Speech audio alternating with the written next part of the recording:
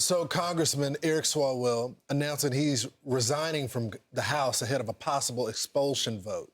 The Democrats' decision to step down follows 4 allegations of sexual misconduct. And then later today, one of those women is expected to speak out and oppress her. All right. Alex Hogan all over this. She's live in Washington. Hey, Alex. Hey, good morning. So the House is back in session with a dramatic first day. One congressman announcing that he is resigning, another announcing plans to retire. So Congressman Eric Swalwell walking away from the job just the day before the 45-year-old withdrew his hat from the California governor's race as one of the leading Democrats. Swalwell shared this message online, writing, "I'm deeply sorry to my family, staff, and constituents for mistakes and judgment I've made in my past. I will fight the serious false allegations made against me. However, I must take responsibility and ownership for the mistakes I did make. It's also wrong for my constituents to have me distracted from my duties. Therefore, I plan to resign my seat in Congress."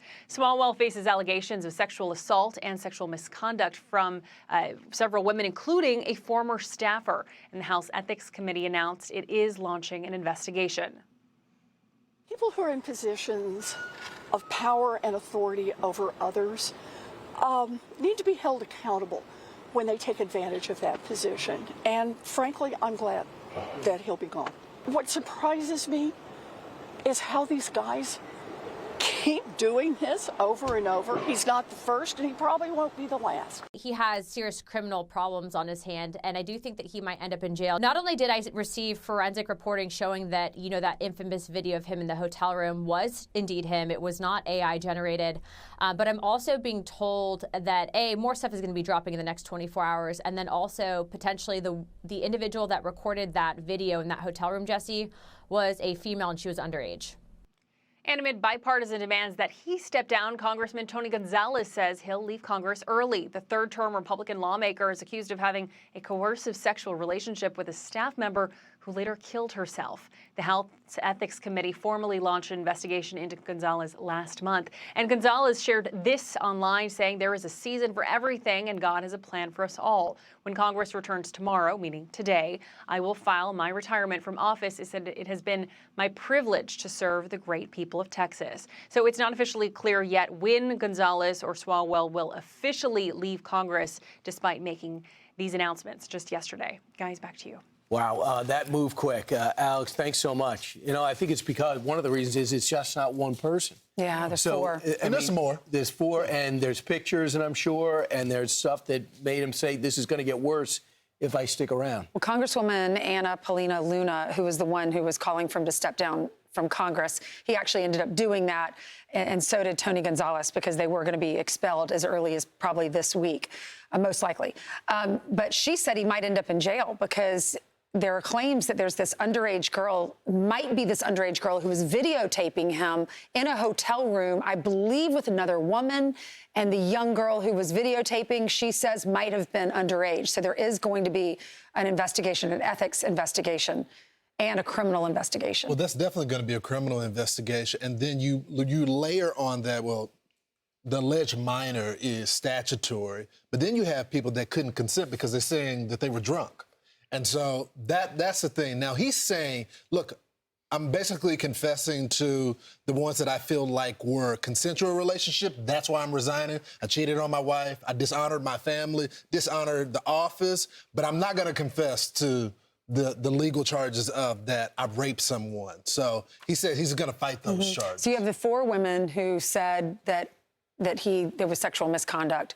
Right. One of them, I think one of those 4 is the one that was hiding her face in the interview yesterday, that said that she woke up in his hotel room. Took her a while to realize she was in his hotel room. She was alone. Something had happened. She had flashbacks of coming to in the middle of whatever was going on between these two. And she said she told him no, she pushed him off, and he did something to her anyway. So that was the girl yesterday who did that interview. Then there is a presser today. We don't know if that's the same girl. I imagine it's a different girl because she concealed her identity in that interview yesterday. I mean, the way that she was describing it, I watched the interview on Saturday night, I think it was Saturday, on CNN.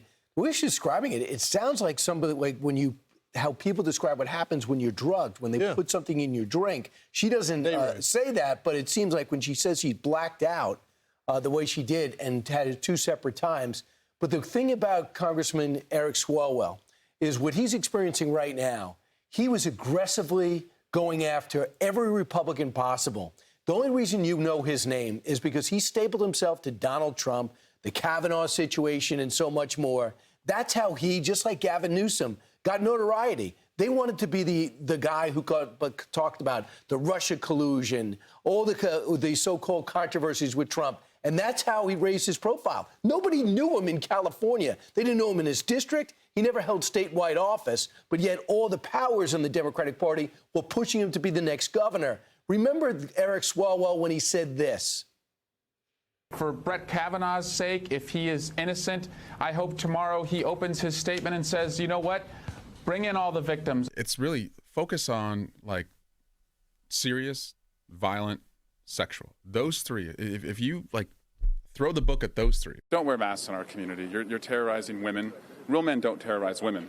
There's one group who has always known the danger of Donald Trump, and that's women. As somebody who has spent my time in Congress working to stand up for the rights of victims, about sexual assault victims who deserve justice. Former prosecutor and a dad of a little girl, and you, that we have to do everything to stand with sexual assault victims.